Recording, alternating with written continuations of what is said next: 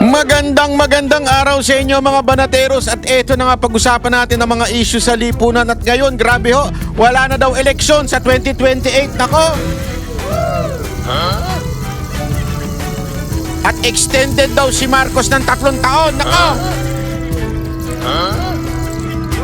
Ganyan po sila katakot na takot kay VP Sara Duterte. At dahil wala po silang pambato sa 2028, kakancelin na daw yung eleksyon. Yan ho ang pahayag mismo ng kanyang kapatid na si Senator Amy Marcos. Nako,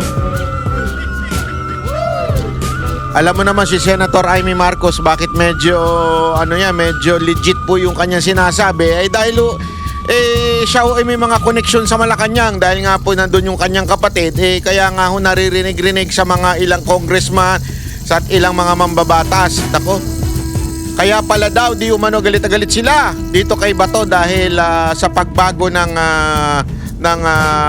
leadership sa Senate, malamang sa malamang hindi mapasa yung pinagpaplanuhan nila, yung masamang plano nila na no election on 2028.